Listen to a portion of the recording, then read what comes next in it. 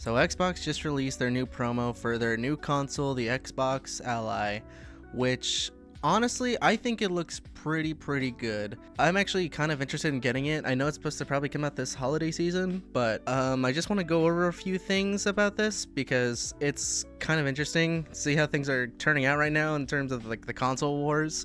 Now it's almost basically the handheld console wars, but yeah, I want to just like say a few things about it. Now, handheld gaming has been around for a long time. I remember back in my day when I was in school, I always walked around the schoolyard with either my PSP or my Nintendo DS. So it's not something that's new. It's honestly, it was probably one of the greatest times of my life as a kid.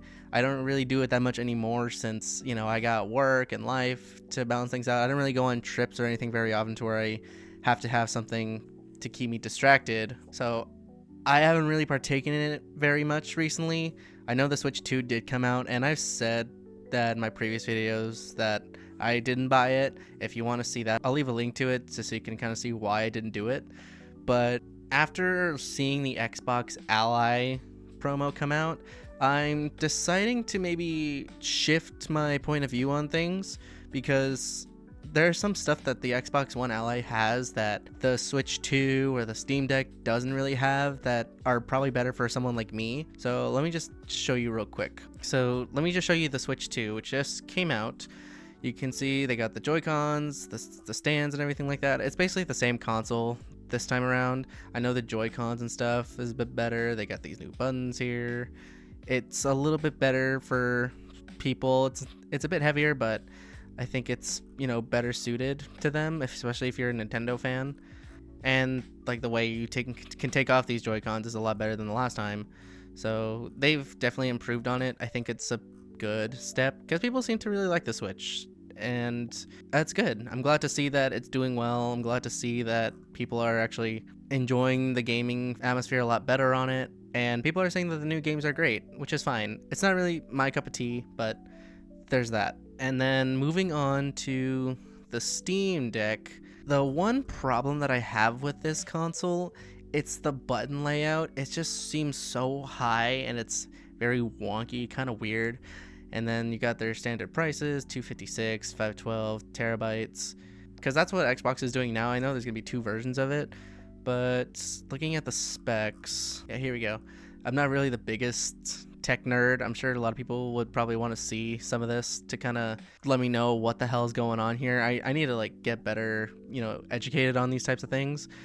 But from what I've heard, the Steam Deck is a pretty powerful device, and that's like the one thing I think that it has above the Switch in terms of favorability, just because you can access so many more games and your account is just a bigger library. You can do a lot more. There's games that are more compatible with it, and it's not locked behind certain limits that the Switch may have. Now, the one thing that this console also has in common is the ability to dock it so you can play on a bigger screen like on a TV, which is fine, I guess. I wouldn't see why you need a Steam Deck if you have a Steam account on your PC and you want to play it on the TV. I guess if you have a crappy monitor or like a really old laptop, I can see the appeal. But just for the cost of it, I wouldn't really say it's a bit better. I would just maybe use that money to get a better screen or, get parts for your PC that kind of like build on it. That's my opinion, but they have a nice, decent library size. I think it's great.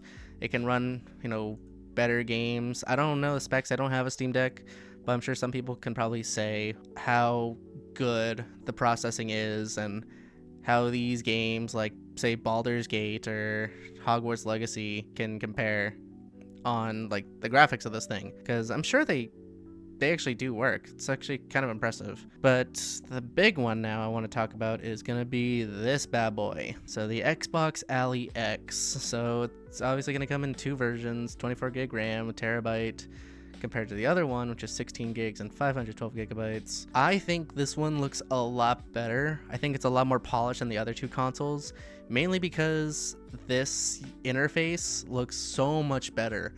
I've always thought that the Xbox controller was probably the more superior console in terms of, controllers to have. So I'm glad that they kept this layout because it can be a little weird sometimes if you're playing games on the Switch or something like that, and you're not really used to like certain controls, and it works a lot better on the Xbox, which unfortunately I don't have an Xbox, I got a PlayStation, but from when I did play the Xbox, it did feel a bit different, felt a bit smoother. So that's why I would say that this is a big step up. And it looks like it's also has the same ability to play higher quality games like the Steam Deck, like Expedition 33 looks like, Lies of P, which I'm also playing on stream if you want to go check that out. Just a quick little plug there. But it's good because this also translates with Game Pass, and it honestly just looks like a really, really good console to have. It's got the Republic of Gamers, working on it, which is nice to see. I always thought that they made decent stuff like drives and everything like that. The processors. There we go. So looking at these are the specs in case you want to pause and see those in case you haven't seen them yet. But it's not as detailed as say the Steam Deck is, but it looks great. I'm assuming they're gonna make a bit more finer touches when it releases, but I'm thinking of maybe getting this. I think because of the game library and how it looks, how it feels. I think the display is maybe a little bit bigger than the Switch is. I'm not entirely sure.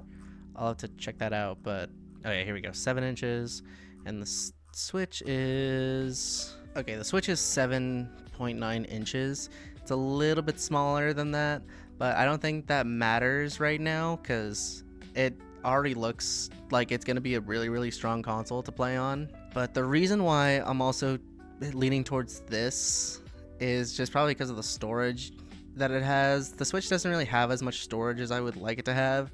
It's only 256 gigs, but this one can go up to a terabyte if you have the money to fork it over with, which is great. The other thing is that kind of turned me off on the whole handheld things though is mainly because of its online situation. It's all about the subscription services now. There's that. And if you're going to take this on the go and there's not that much Wi-Fi, like if you're on a road trip or something like that, you're kind of just going to be limited to single player games, which is perfect for me. I tend to like single player more than I do multiplayer. So I think it's a very, very good thing for me, especially since, I like playing longer, more story driven games. Then I could probably do that on here. We'll see how that goes. I just wanted to talk about this because it looks like it's going to turn out to be a really great console, and this also opens the door for hopefully Sony to maybe get into the mix here. I doubt they're going to do it, or maybe they will, who knows. But yeah, let me know what y'all think. If you want to see maybe Sony put out a PlayStation handheld console like they did with the PSP or the Vita and maybe build upon it to make something way better, then let me know in the comments. But yeah, on that though, that's pretty much what I want to talk about. And let me know if you're gonna maybe get this new Xbox Ally console for the holidays whenever it comes out. But yeah, on that though, thanks for watching. Hope you all enjoyed, and I'll talk to you later. See ya.